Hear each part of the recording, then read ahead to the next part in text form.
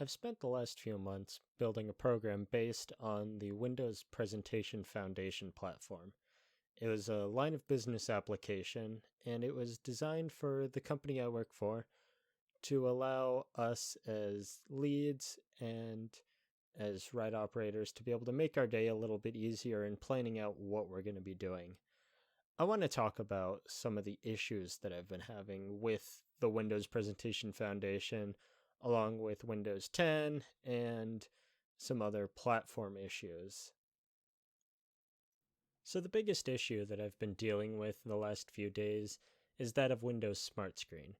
Now, any new program to the Windows environment will get a Smartscreen warning saying that the app is unrecognized, potentially dangerous, blah, blah, blah, that you probably shouldn't run it. And unfortunately, this is something that app developers are really going to have to just deal with until their application has enough reputation. You've had enough people use it and know that it's safe and that it's a good program. Once you have enough reputation, then you don't really have to worry about that anymore. The warning will go away. Of course, that is if you're not running a malicious program.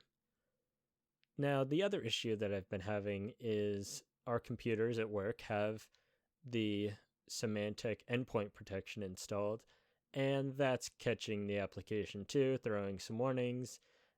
It only really happens when Smartscreen doesn't run, so it's not like I'm always having both of those come up. It's just either one or the other, depending on which one catches it first.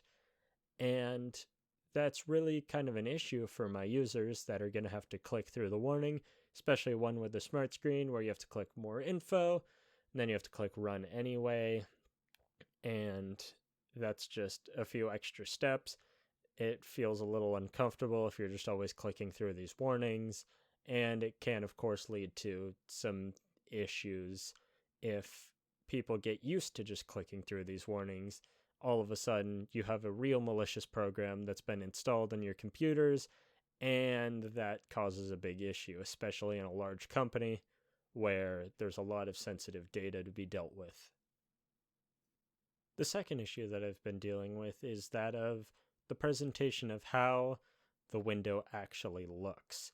Now, most of the time, your window is going to look pretty much the same, aside from accent colors on the top and maybe a few little other things, but I've noticed that on some computers, when the program isn't running maximized, the edges of the window actually extend beyond the title bar, and that causes an issue in just the way that it looks. It's really a minor thing, but it's definitely something that I personally have taken notice of. It just looks a little weird that all of a sudden your window is just kind of a little bit out of proportion.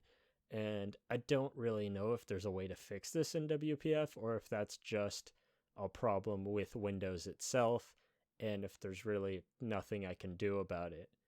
There are a few other minor things that look different.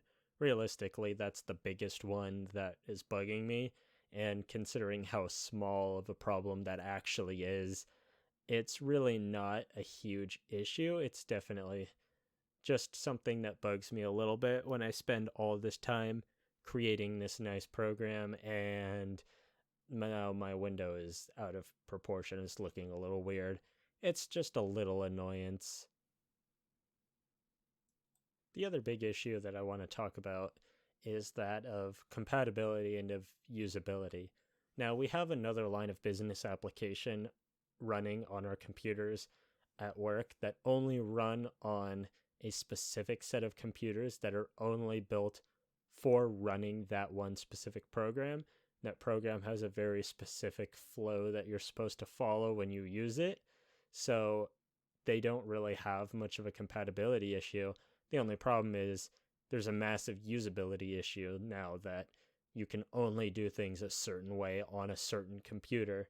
It does get a little bit annoying to do that, and I kind of wanted to try to fix, or not fix per se, but not have that problem in my program.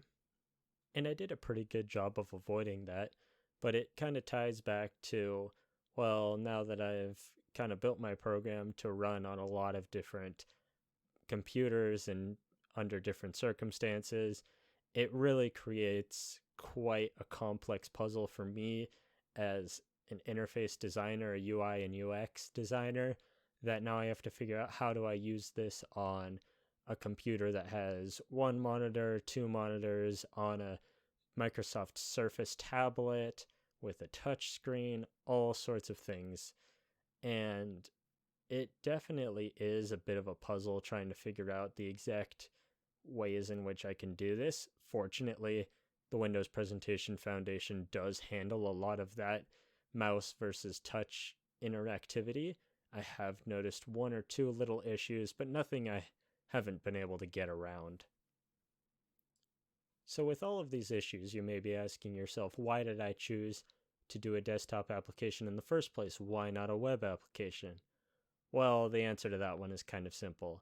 The internet at our work is usually pretty good, but considering there are thousands and sometimes tens of thousands of people there, all using the same connections, it isn't always the fastest.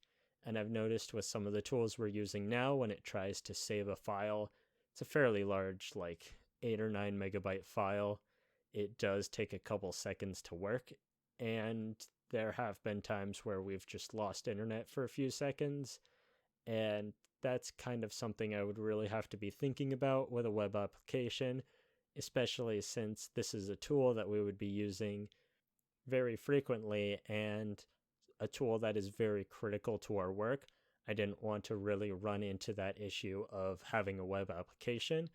I'm still not totally closed-minded on the idea, but considering how far I've gotten and how well things are working, aside from, these little issues so far, I'm still willing to change over to that with kind of the same design of same style of what I've been doing now, just on a web application. I'm not a web developer. I'm barely a desktop developer, so I don't really know exactly what platform I'd be using or how I would be doing it, but it's definitely something that stays in the back of my mind. And when I get more into this project and I start using machine learning and AI to do a lot of the behind the scenes kind of work, I might end up having more of a web backend that will bulk process information, so it won't be like I need it now every 2 seconds something changes. I want it to change immediately. It'll definitely be something that, all right, I'm going to let this run. It'll take a few seconds and it'll come back and be done. And I'll do that, once, twice, maximum of like 5 or 10 times in a whole day. But having a web application as the main tool really just isn't something that I'm totally willing to try out right now, because frankly, I just can't fully trust the internet at our work to be able to run as much as I need it to and as well as we really would rely on these tools. Now, I'm not saying it's impossible to use a JavaScript framework or something to get it to a point where it doesn't have to rely on that internet connection all the time, and it's only calling back when it absolutely needs to for updates to the file, for things it needs to save or load. But that's not really my forte. I spent a lot of time just trying to get myself acquainted with WPF and with C# in itself. I do have a bit of a C background, not really much in the JavaScript territory, so that would just kind of be another big challenge for me, and not really one that I'm willing to partake on right now, especially since I have bigger plans for the program, and that would mean I need to continue moving forward, not step back and try to do the whole thing again.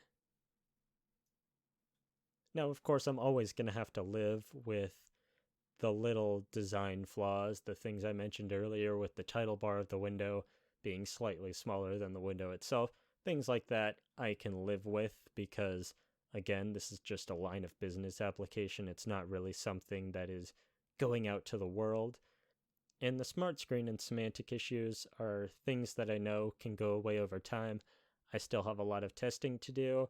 I'm going to open up the beta of the program to start allowing my coworkers to use it in a way that I can still kind of see what's going on. So it's not going totally out of my control. I don't have to worry too much about the containment issues and people freaking out thinking I'm going to hack into the computers. They'll all know that it's me that's working on this. So I'll be able to continue working on that as I get more people to download and use the program. That'll increase my reputation on both Windows and Symantec, so that'll definitely end up taking care of that issue. And hopefully, within a few weeks' time, I'll have a stable program running that's really a useful tool for us to be able to have, and will be something that we find useful and that the company will hopefully end up adopting and will hopefully get me where I want to be going with this company and make everyone's lives a little bit easier. Well, I hope you enjoyed this foray into my thoughts and my opinions on WPF. I know I probably didn't answer a lot of questions, especially for a person who's just starting to get into the foundation, but I hope you at least found this a little bit helpful. WPF is really a good platform to work on. I've really enjoyed a lot of the tools it provides, the XAML, the input bindings, by all sorts of data bindings, things like that. It is really a great framework to work on. And if you are thinking about using it, I definitely recommend checking it out and getting some tutorials so you can really see what kind of power it has, because when you use it to its full potential, it really, really does help you make good programs. That is, of course, only if you let it.